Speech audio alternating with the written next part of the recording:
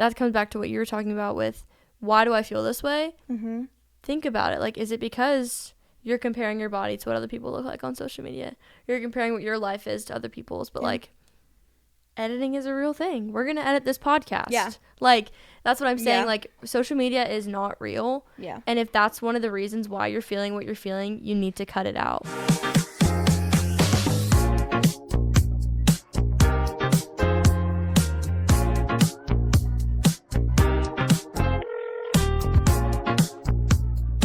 Hey guys, welcome back to the Gray Area Podcast. I'm your host, Roslyn Gorham, and today we have Hannah Hendry. Tell us a little bit about what you do here at Live the Life. So I have been volunteering with Live the Life, coaching marriage classes and stuff for a while, like almost 3 years now, since me and my husband went through one of the classes, and I got offered an opportunity to help do social media and have been enjoying doing that a lot. And I was super excited to be on the podcast and help out with that. Yeah, so Hannah is helping me with the True North social media, and I was like, hey, you want to be on a podcast? Absolutely. So yeah, that's why I have her on here today. Just tell us a little bit about yourself. Yeah, so me and my husband were having a lot of issues in our marriage about the time that our daughter was about 9 months old, and a lot of history before that, but that was kind of one of our main breaking points. And we were told to go to one of the Live the Life classes, and it really, really changed our marriage. We were able to go to Hope Weekend, which is for couples in crisis, which we definitely were. And it really, really changed the dynamic between the two of us. It changed the dynamic of our home. It changed how we parented. And it's just been something we've been really passionate about trying to pour back into. Yeah, that's awesome. I heard you went on a fun little trip this weekend. Yes. How was that? Tell me about it. Yeah, so the person who leads the Hope Weekends for Tallahassee wanted to get a bunch of the coaches together up in Georgia and go hiking and camping and kind of reset, do some training, and it was awesome. We really needed a break. Life had been getting kind of hectic and crazy, and family stuff and work stuff and transitions from old things to new things, toddler parenting, yeah, which is something else. But it was really great to be in nature, kind of challenge ourselves physically, mentally, resetting, reconnecting. It was really, really good. Yeah. I'm tired now, but it was worth it. Yeah, that's awesome. That's kind of a good segue into what we're talking about today. I've heard and I've seen and I've dealt with it myself. I feel like recently a lot of people are really struggling with mental health, and I feel like kind of what you were doing is getting a little bit of a reset, a little bit of a break.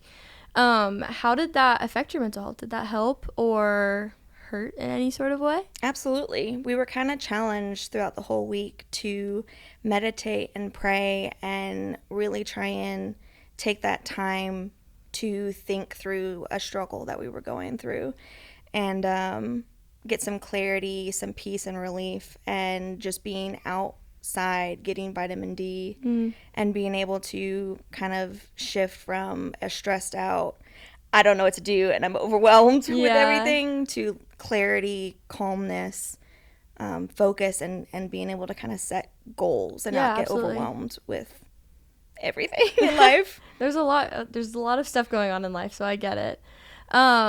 I know we talked a little bit behind the scenes about mental health and how we've both struggled with it. Do you want to talk a little bit about your journey and how you got to where you are now? Yeah, definitely. So I've been struggling with several different mental health issues, anxiety, depression, and other stuff, really since I was like 14 or so. And it got so consuming. It stopped so many things in my life. I was so distraught and felt incapable of just getting basic things done. And then being able to kind of around 18 start going to therapy, get a good doctor, and be able to start making some good changes, start having a little bit more stability, and kind of, you know, when you're first trying to deal with something with mental health, it takes a while. Like, it takes a Mm-hmm. while if you're on medication to figure out what works for you. It takes a while sometimes to find the right therapist for you, and kind of figure out, well, I might be learning these skills, but right now they feel impossible, Yeah. and just keep practicing them till you can find some stability and normalcy. Yeah. Um, and I'd say probably maybe a year after having my daughter, um, and being able to re-regulate from all of what that does to your body and your Yeah. mind, I finally felt kind of, I'm stable. I've got a good Mm-hmm. baseline. I still have rough days and Yeah. struggles and stuff. Still trying to get better, but I definitely have gotten to a place in like a little over a decade that I finally feel I can do some of this and it not be Yeah. scary. Like, even I would say even 2 or 3 years ago, I would not have gone on this weekend retreat. Like, I Mm. would not have had the confidence and the security with my anxiety or the motivation for my depression to Yeah. go and do something that I knew would be helpful for me. Mm. Um, but yeah, that's kind of where I kind of started that and where I'm at now. Yeah. That's awesome that you're able to go on this trip and to take that step of confidence. Because I know with mental health, it's very hard to get that motivation and that drive to do something. I was diagnosed with anxiety when I was 9 years old.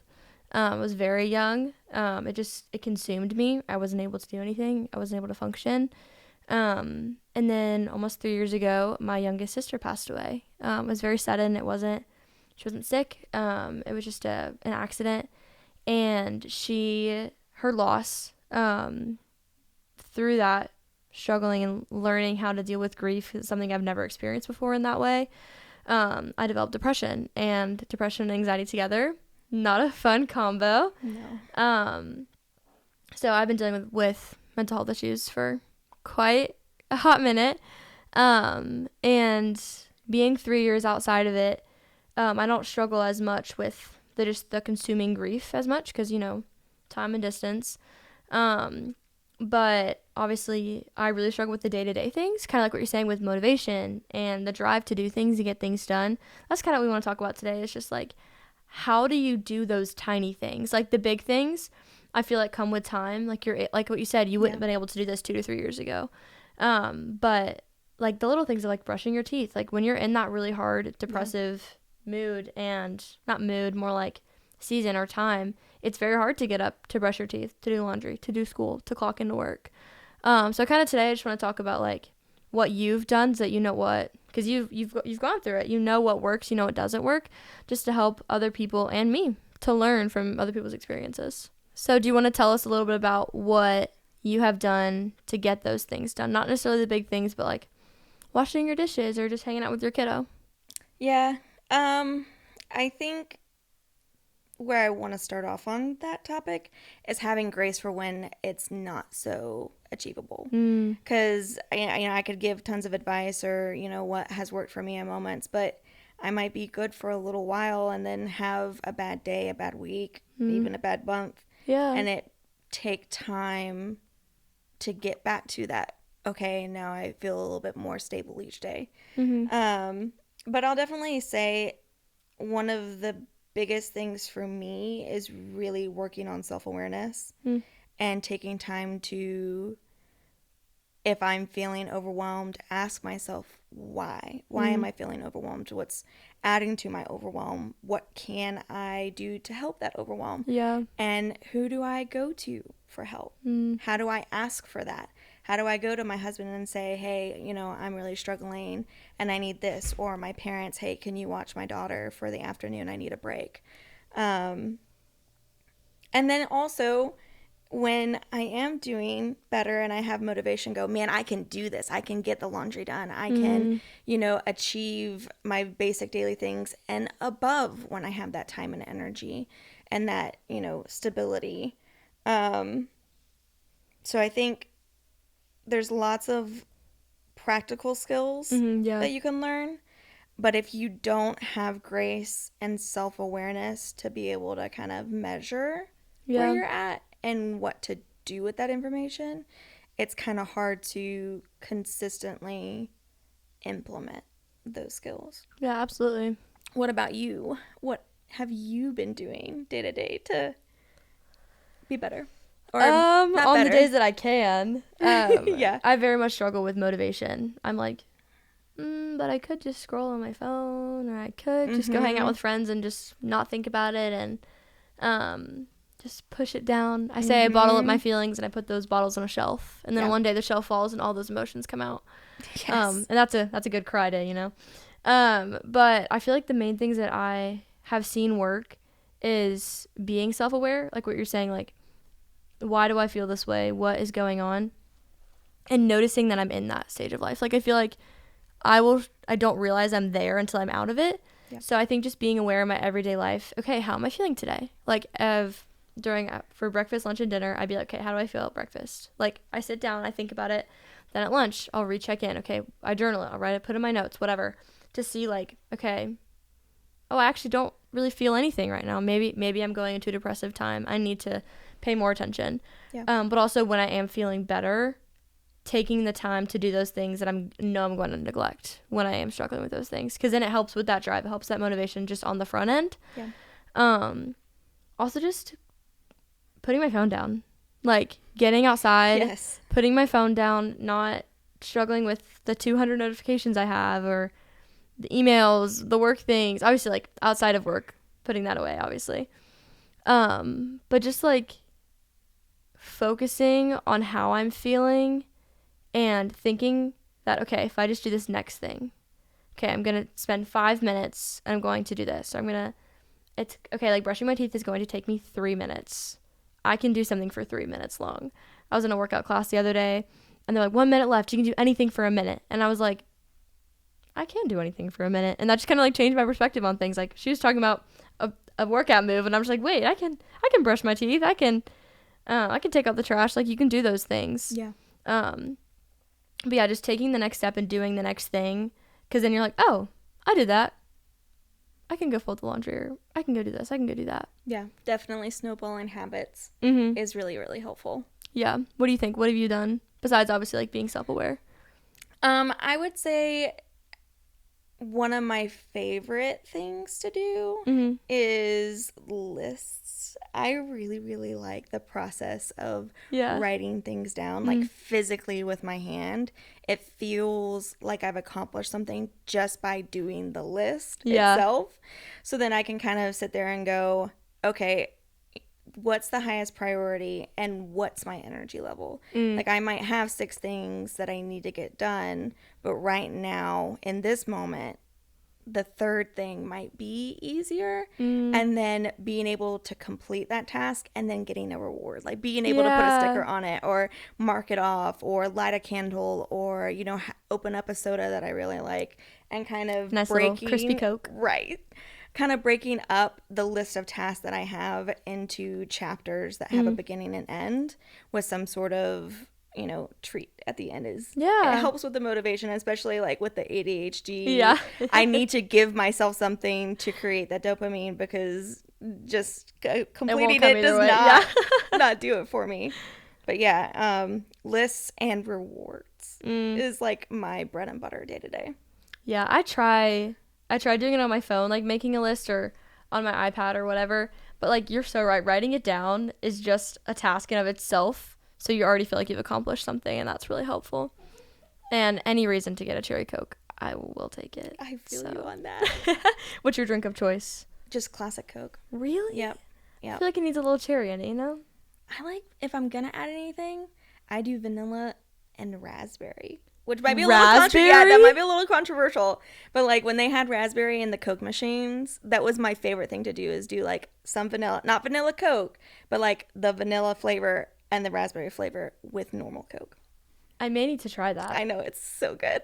I've been on a cherry vanilla kick right now, and it just hits. It just hits, you know? I love me a cherry Coke. People who know me, they know. I took my senior pictures with a Polar Pop. I'm not even lying to you. That's amazing. I'll have to show you some pictures.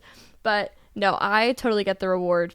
Same, ADHD, I need to have some sort of reward and to see it like tangibly done. You know what I'm saying? Like, if I have to clean my room, like, it has to be perfect. And I also find, like, if I'm like, okay, I can do this for a minute, and I start doing it for a minute, I, like, hyperfixate and I have to get it done. So then it's done well. You know what I'm saying? So just starting there and just getting your foot in the water is very, very helpful for me too. Agreed. Yeah, absolutely. And I'll say too, with the list, I find myself, again, with that like ADHD thought process, I am starting in the room, and then there's something in the room that I need to put in a different room, and then I go to that room. Oh, and then yeah. that room was now my task. And then I'll grab something and nothing gets done. And I can go, nope. Okay, I need to go back to my list. What was I doing originally? That's when I need to complete. Like, I can come back to this and a little bit later. I need to finish this, though. There's so many times that my husband will come home and I'm like, I did so much. And then he's looking around and I'm looking around and I'm like, I did stuff. It's just that nothing was completed. But yeah. No, real. Yeah, I'll start in one room. And then I'll start talking to one of my siblings or something, and I'm like, oh, that needs to be done too. Yep. And then all of my clothes are on my floor because I have to rearrange my closet. Like, yes, exactly. Yeah. Like, no, I was supposed to put the dishes away, and now I'm rearranging my closet. Like, how did we get there? Yes. But no, that's so real. So we've kind of talked about how to deal with the day-to-day on the better days, right? Let's kind of talk about how you deal with it on those days that are kind of harder. Like, you're talking about grace.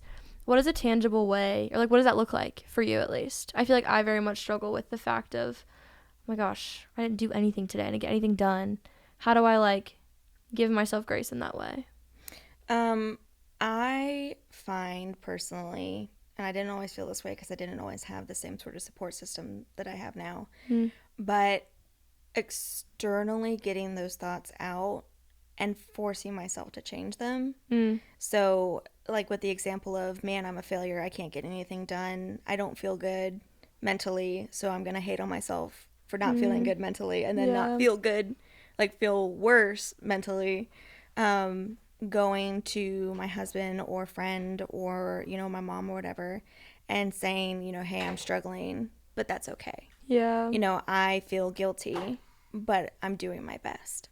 Being able to say out loud what I'm feeling about myself and how I'm feeling in general, and then forcing myself to verbally give myself grace and give myself a different perspective. Because if it's in here, I will just spiral. Like, even if I'm sitting there going, but that's not true, you know, I'm trying to smash out those automatic negative thoughts. Yeah. They just stay. And being able to say it out loud with someone that you trust and you know will just listen is really, really helpful. And I also have, kind of going back to the list, I have a list of things that I can do to make myself feel better, and they vary in intensity. So like something that I could do to make myself feel better when I have the motivation and energy could be going for a walk, right? Getting some vitamin D, or even if it's at nighttime, just being outside and getting fresh air. But there might be days that feels impossible. So literally just laying in bed and stretching, like just getting my body to move, even if it's for a few minutes in bed, and, you know, reaching for my toes, or, you know, doing something physically that can also be good for me, my body and my mind. I find myself feeling the best when I can just sit and it not be dark, and it not be in my bed, and it not be, like, even if that just means having another place, like a comfy chair. Or sitting out on the porch and looking at the stars. Just trying to do something, even if it's incredibly low energy. And it's, like, technically what I was just doing in bed, but now I'm somewhere else and I've put effort to do even just the steps to a different chair, or, you know, getting up and getting some water. Just something that I can sit there and go, I don't feel good. I don't like how I feel. I don't like that I feel the way I feel, but look at me, I got some water. You know, I did something good for myself, and I can feel proud about that, instead of spiraling about all of the things that I'm not doing. Does that make sense? Yeah, I really liked how you said doing something that makes your mind and your body feel good. So it's not just like, oh, I'm having a mental issue. I need to keep it in my head. Like, I feel like that's what our generation does all the time. They're like, oh, it's just in my head. I can just keep it there and it won't come out. Like, it'll be fine. But no, like, if you keep it in your head, it's going to come out at some point. So getting outside, doing those things where you're physically moving your body makes so much sense. Like, I like going outside. Yeah. Like, I will literally go and lay in the grass in my front yard. Yes. Like, just feeling the sun on my skin, like, completely changes my mood. Yeah. Whether it's just literally, again, just laying in the grass or taking a walk or going for a run or working out. Just taking that step. And I like how you said the list, though. I really like that. How you, like, have different intensities. I really do like that. I'm going to have to take that and use it. Yeah. I'll also say you reminded me of something when you said, you know, you kind of circled back around the mind-body sort of concept. Mm-hmm. Our minds and the way that we feel, whether it's anxiety, depression, or just feeling down or something much bigger than that, you know, some other sort of behavioral disorder like bipolar or ADHD or anything that impacts the way our minds function affects our bodies. You know, when we're anxious, our digestive tract is affected. When we're mad, we have impacts on our heart. When we're sad, our body aches and our joints hurt. So if our mind impact our body, this is just like the way that I think about it. Why don't I do something that my body can impact my mind? Like if I do something physically, like going for a walk or stretching, my body is going to give me chemicals that tell you, good job, you did something. And then that can sometimes, hopefully, is the goal, impact where my mind is sitting. Absolutely. That's awesome. I really, really liked that.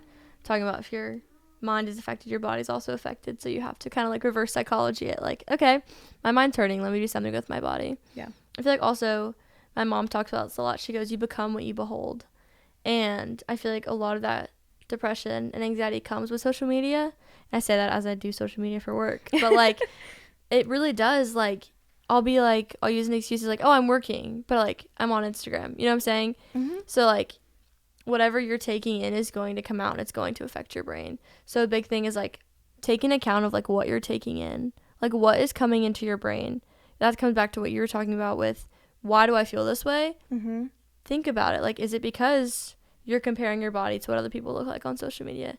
You're comparing what your life is to other people's, but like editing is a real thing. We're going to edit this podcast. Yeah. Like, that's what I'm saying. Yeah. Like, social media is not real. Yeah. And if that's one of the reasons why you're feeling what you're feeling, you need to cut it out. Yeah. Whether it's limiting your time, whether it's completely cutting it out.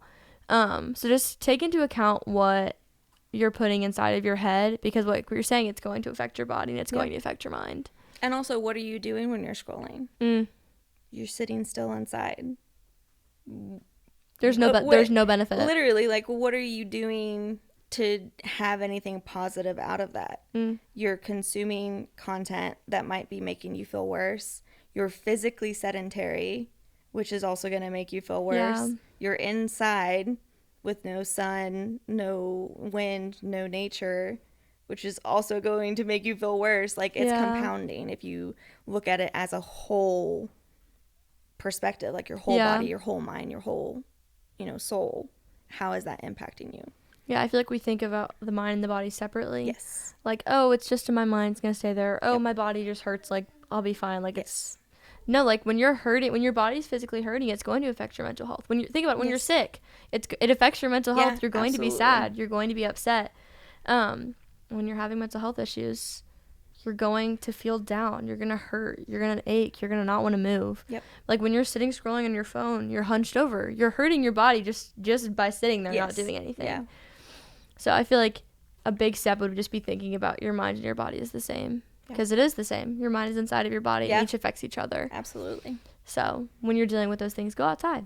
Yes. Yeah. Put your phone down. Or just move. Like, just physically move. Yes. A little shimmy. Yes. There was one day that was horrible, right? Not just one day. It was like several days where it was like not getting out of bed for anything. Absolutely just destroyed mentally.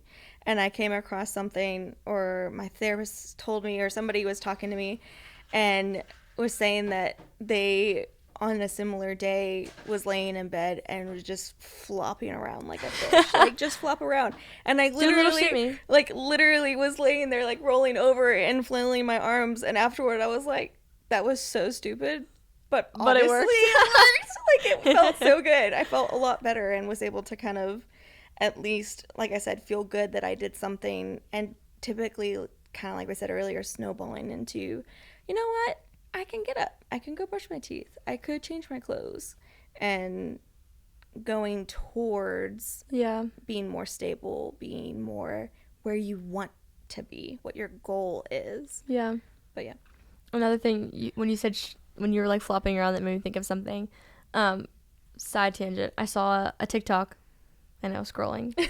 Don't look at me. Don't look at me. The shame, I know. And it said a shimmy a day keeps depression away. And I was like, yes. High key, yeah, it actually does. But what I have is I have this playlist on Spotify, because I'm a Spotify girl. You can fight me later. But I have a playlist where it's like every song that I'm like, this is a banger. This is what I need to like, this is like peak. And what I do is I'll play it while I'm getting ready, because then I'm hype. I'm like, oh, I'm getting ready. Like, I'm in it. Like, I'm not thinking about, oh, I'm brushing my teeth right now, and this is something I normally have to struggle to do. And that's another thing is, like, when you're in that depressive mode, like, things that you don't normally struggle to do are so much harder to do. Like, you don't have to think about brushing your teeth when you're just like, oh, I've got to brush my teeth. Like, no, I have to brush my teeth. That means I have to get up. I have to move my body. Like, I have to go to the bathroom. I have to do all these things.